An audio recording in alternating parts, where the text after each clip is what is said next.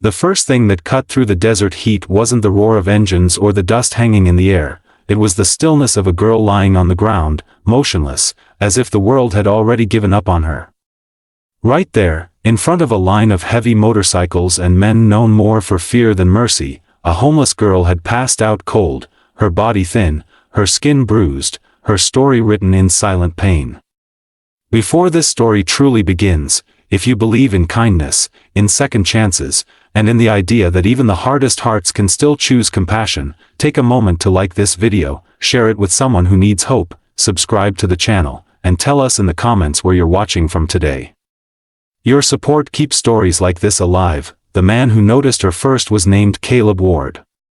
He was tall, broad-shouldered, his beard streaked with gray, his arms covered in ink that told stories of roads traveled and battles survived.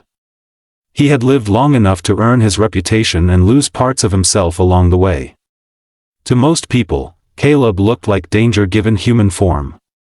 To the world, he was a Hell's Angels rider, a man others crossed the street to avoid. But standing there under the blazing sun, something in him froze when his eyes landed on the girl crumpled near the edge of the lot, as if she had fallen and simply decided not to get back up. Her name, though he didn't know it yet, was Lily Carter. She was barely 17, though hunger and hardship made her look older and younger at the same time.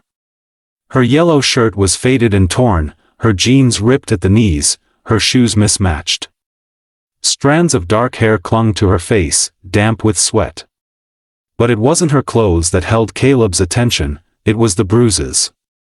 Dark, finger-shaped marks wrapped around her arms. Faded yellow and purple stains marked her wrists and neck. They weren't the kind of injuries that came from falling asleep on concrete or living rough. They were the kind that came from hands. Caleb had seen bruises before. He'd given some in his worst years and taken plenty himself. But seeing them on a girl who looked like she weighed no more than the gear he carried made his chest tighten in a way he didn't expect. Around him, engines idled and men laughed, unaware that something fragile had drifted into their world. Caleb stepped forward, crouched down, and for the first time in years, he felt unsure of what to do with his strength. Lily stirred when he lifted her carefully, as if afraid she might break. Her body was light, almost alarmingly so. She didn't wake fully, just let out a weak breath and leaned into his arm like a child who had finally found somewhere safe to rest. That small moment did something to Caleb. Memories he kept buried, of his younger sister who ran away and never came back, of nights he drank to forget, rose up without warning. He carried Lily toward the shade, ignoring the stares that followed him. In that moment, the lot felt quieter, heavier, like everyone sensed something had shifted. As Lily rested, bits of her story surfaced through observation alone. Her hands trembled even in sleep. Her shoes were worn through at the soles. There was a scar near her eyebrow, old but deep, the kind that comes from violence, not accident. Caleb sat nearby, keeping watch, his jaw clenched. He didn't know her past yet, but he knew one thing with absolute certainty: whatever had happened to her had stolen more than just her home. It had stolen her sense of safety. Lily woke slowly, panic flashing across her face before exhaustion pulled her back down. Over the next hours, as water was brought and shade stretched longer across the dirt, pieces of her life came together. She had grown up in foster homes that never felt like homes.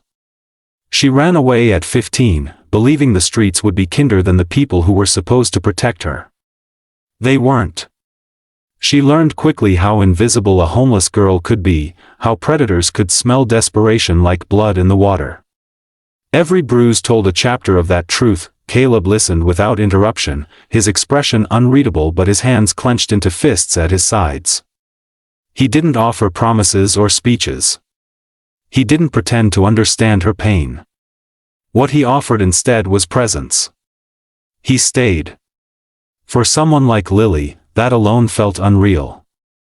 Men usually wanted something from her. Kindness always came with a price. Caleb asked for nothing, and that scared her more than cruelty ever had. The days that followed changed both of them. Lily stayed near the clubhouse, cautious but curious. The men who once intimidated her became background noise, then reluctant protectors. No one touched her.